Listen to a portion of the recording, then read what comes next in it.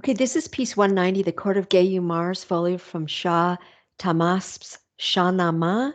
It is painted by Sultan Muhammad in 1522 to 1525. It is made of um, ink and opaque watercolor on paper. It's got silver and gold on it as well, and lapis lazuli.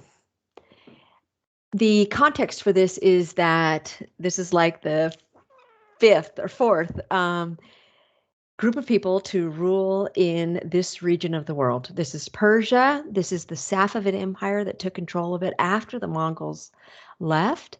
They reunited this region and created this piece, or specifically this Shah, which is Shah isn't a name for king. This Shah Tahmasp had lots of training as a kid in calligraphy. Calligraphy is considered the highest art because it's right the word, the Quran.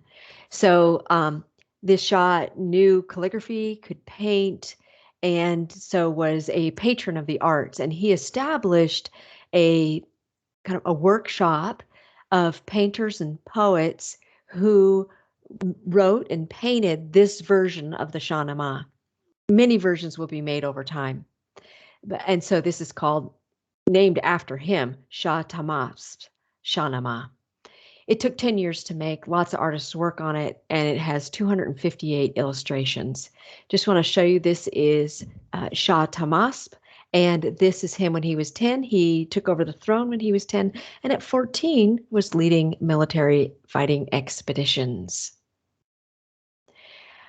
Context is that in Persia, portraying the human form, animal forms in art has always been okay. And you can see here just the huge variety of people. Remember, this is a place where lots of cultures come together because of the Silk Road. And so we have Chinese people here, light-skinned, dark-skinned people, a myriad of humanity. It took Sultan Muhammad, and I don't know why he's called Sultan Muhammad. I can't find that. But he's not a leader. Sultan Muhammad, 3 years to paint this. It is considered the peak of Persian art. It is their 16th chapel. Extremely impressive art. The form of it, the whole page is 18.5 by 12 inches. And you can see that this painting is concentrated in a small part of that page. So it's like probably smaller than a notebook paper. It's meant to be viewed in a book with one person looking at it at a time, and that one person would have it kind of close up and they could look at all the incredible detail. In terms of form, it's got this round feel to it, circular feel to it. It's got a lot of motion going on, swirling because of these vibrant colors that fade from dark to light. There are couplets written here describing this image. And that painting says, or these couplets say, when the sun reached the Lamb constellation, when the world became glorious, when the sun shined from the constellation to rejuvenate the living beings entirely. And so you can see this gold here representing the rise of that sun. It was then when Gayumar became the king of the world. He first built his residence in the mountains, and you can see he's sitting on a mountain. These are all mountains around him that people are sitting on and kind of climbing up. His prosperity and his palace rose from the mountains, and he and his people wore leopard pelts. You can see the leopard pelts here close up. Cultivation began from him, and the garments and food were ample and fresh. So that's what those couplets say.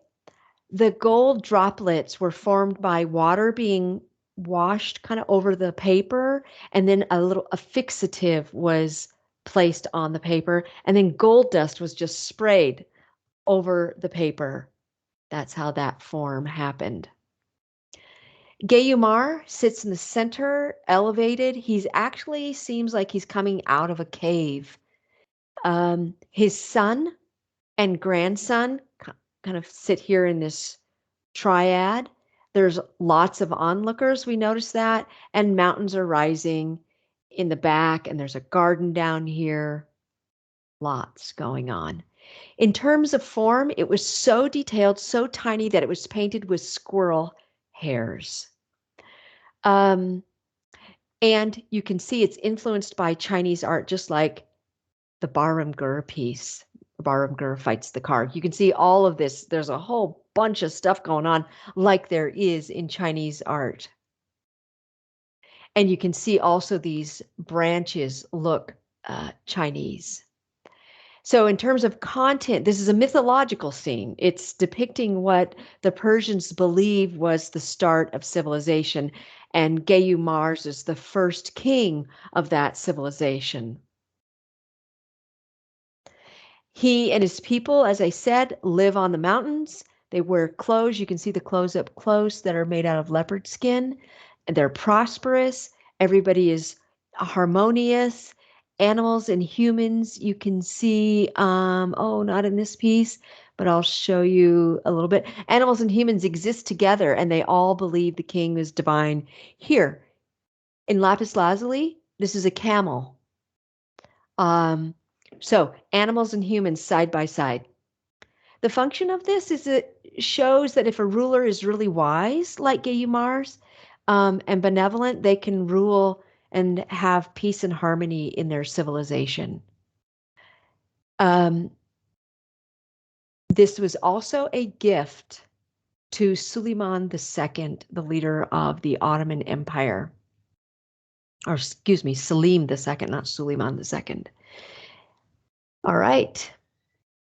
Follow-up, I'd like you to know, I'm on a bouncy ball, that's why I'm rolling around. I'd like you to know that in 1979, Iran went through a heck of a revolution that we're going to see in one other piece of art in the modern world. But trade with the United States was cut off. And so, interestingly, Houghton Mifflin. Have you heard of the publisher Houghton Mifflin? Houghton owned this Shahnama, and he wanted to sell it for tax reasons. So this piece, this folio that we're looking at, is actually found in Canada today. But he gave the Metropolitan Museum of Art 70 of the 258 images. And then there were like 115 pages left after others had been sold.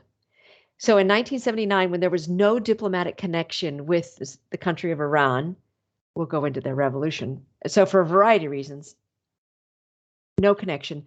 The last 115 pages of the Shahnama were traded with Iran kind of secretly. And in return, Iran gave us this. This is Woman 3 by William de Kooning. He's in our set. We have Woman 1 in our set. Was it worth the trade? All right. 190, the Court of Gayumars. It's a folio from the Shah Tahmasp's Shahnama. It was painted by Sultan Muhammad in 3 years, from 1522 to 1525. It's ink and opaque watercolor and gold and silver and lapis lazuli on paper.